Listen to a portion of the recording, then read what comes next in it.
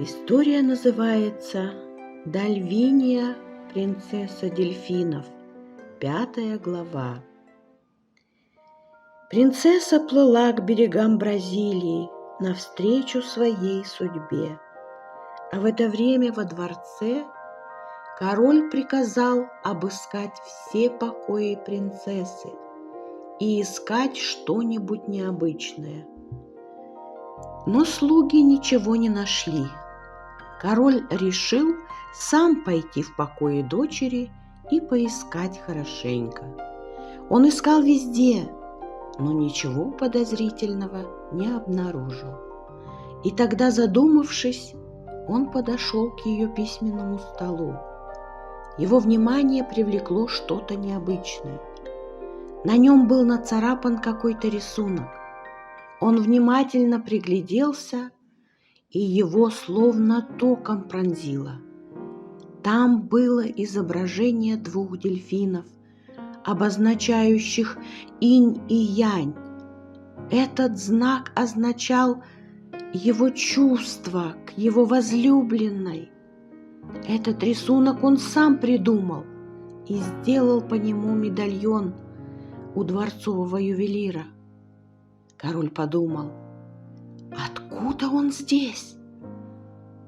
Он вспомнил, как дочь во время разговора с ним сидела за этим столом и что-то царапала на нем.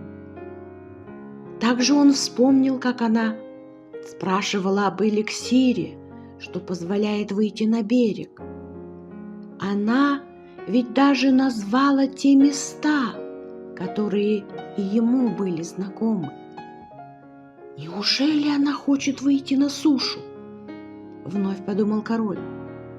Он вышел из ее покоев и отправился к себе.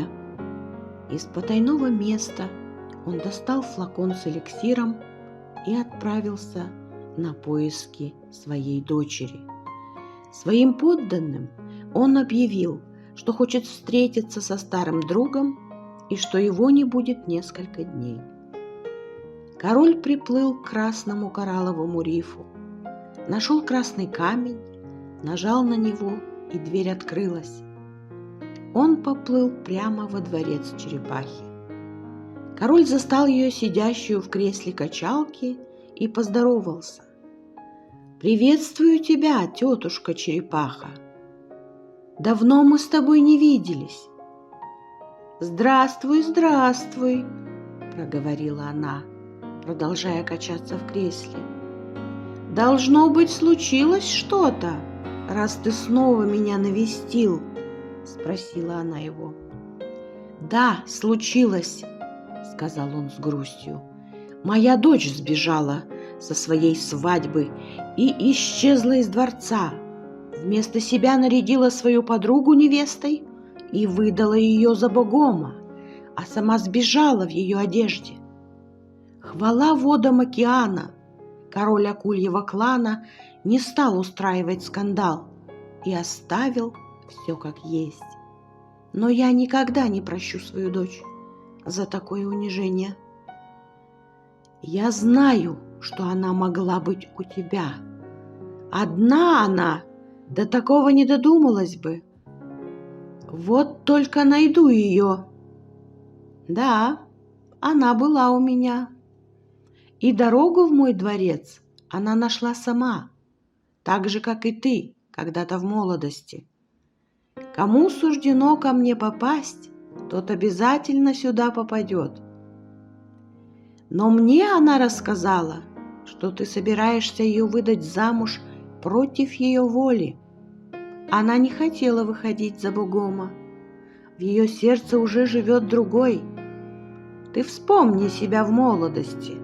Как ты стремился выйти на сушу к своей возлюбленной.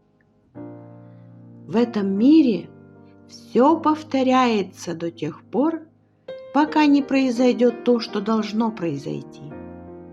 И это правильно. Так должно быть. От своей судьбы не уйдешь, — томным голосом сказала черепаха. «Ты знаешь, куда она направилась?» — вновь спросил король. «Да, знаю», она отправилась отблагодарить того, кто спас ее от смерти, к своему возлюбленному, к берегам Бразилии. Она ведь совсем еще ребенок, она может погибнуть. Одной в океане очень опасно, с тревогой в голосе произнес король. Она храбрая девочка и сильна духом. Принцесса сама, как когда-то ты это сделал, добыла все ингредиенты для эликсира, произнесла черепаха. Она сварила себе эликсир? Громко закричал король. Значит, она собралась выйти на сушу? Это уже ей решать, что делать дальше, тихо добавила старушка, продолжая качаться. Мне необходимо подумать, сказал король. А что мешает тебе поплыть к тем же берегам? Может, тебя там ждет хорошая новость? Спросила черепаха. Если я и поплыву туда, то только чтобы спасти свою дочь, поворачиваясь к выходу, произнес он. Черепаха только улыбнулась ему в ответ. Дальвиния покидала свои родные места, свое царство в центральной части Атлантики, где воды глубокие, чистые, солнце преломляется в толщах воды, и все вокруг дышало древней магией. Она плыла на юго-запад, воспользовавшись североэкваториальным течением, которое двигалось как раз в сторону Южной Америки. Это течение как будто создано самой природой, чтобы доставить ее к судьбоносной встрече. Вода становилась теплее, рыбы мелькали косяками. Принцесса скользила по волнам, окруженная сверкающим косяком рыб, которые сияли, как звезды в ночном небе. Это были рыбы-ангелы с золотисто-серебристыми плавниками. Они пели тихую, переливчатую песню, которая поддерживала ее дух в этом долгом и непростом путешествии. Когда принцессе грозила опасность, косяк мгновенно уплотнялся вокруг нее, образуя живую защитную стену. Проходя через водоворот, созданный сильным течением, рыбки начинали двигаться в спирали, создавая магический вихрь, который позволял принцессе пройти невидимой. Этот вихрь отражал свет луны и звезд, оставляя за собой мерцающий след в воде. И вот она уже пересекла экватор, границу двух полушарий. Здесь вода особенно теплая.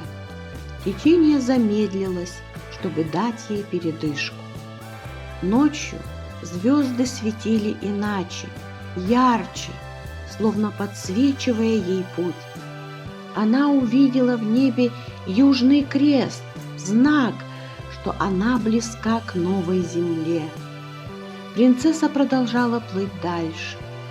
Вскоре ее подхватило южное течение, несущееся вдоль побережья Южной Америки. Эти воды несли ее к восточному побережью Бразилии, в места, где заросли мангов и пальм спускаются прямо к воде, а над волнами кружат яркие птицы. Она почувствовала запах берега, и ее сердце забилось быстрее.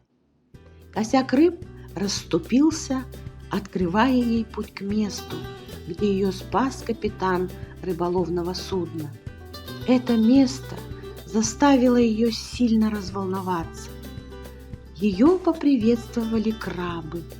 Они привели ее к месту назначения, к тому причалу, где она видела своего возлюбленного.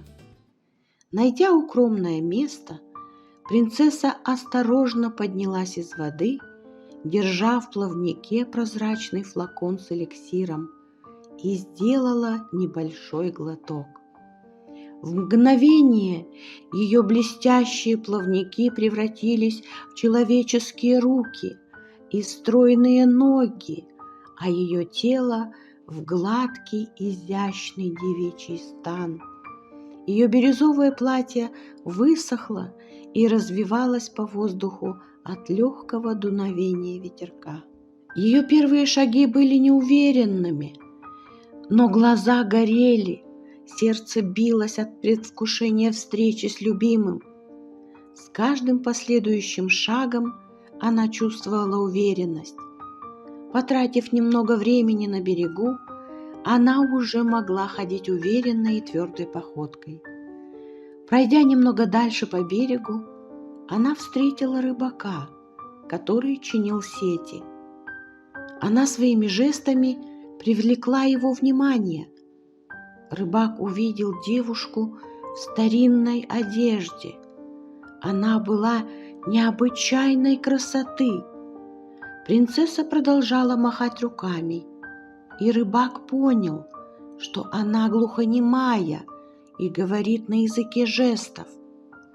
Дальвиния нарисовала на песке знак дельфинов. Рыбак замотал головой, мол, знаю эту лодку. Он показал в сторону небольшого пирса, где стояли рыболовные судна. Принцесса направилась к ним. Среди них она увидела то самое с рисунком на борту. Ее сердце словно замерло, дыхание перехватило. Это была та самая лодка. Подойдя поближе, она поняла, что на борту никого нет. Посмотрев в сторону причала, Дальвиния увидела сидящего на краю человека. Он сидел спиной к ней, свесив ноги вниз. Принцесса направилась в его сторону. Мужчина крошил крошки и кормил стаю чаек. Они кричали и склевывали хлеб на воде. Она остановилась, собираясь с духом. Потом подошла поближе и дотронулась до его плеча. Дилан сидел на краю причала и кормил хлебом чаек. Он совсем недавно похоронил свою маму, поэтому думал о ней. Он чувствовал себя таким одиноким. Капитан услышал позади себя тихие шаги. Опять кто-то из команды подкрадывается сзади. Хотят подшутить надо мной, чтобы я не грустил, подумал он и кое-что задумал. Кто-то коснулся его плеча.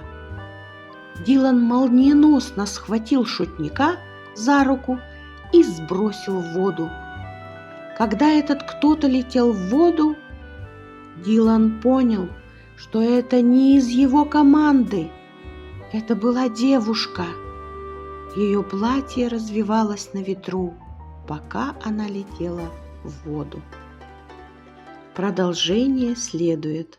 Мои дорогие друзья, я жду вас в следующем ролике, где раскроется тайна всех несчастий, обрушившихся на Паолу. Не забывайте подписываться, ставить лайки и писать комментарии. Этим вы меня вдохновляете. Приходите, я всегда рада вам.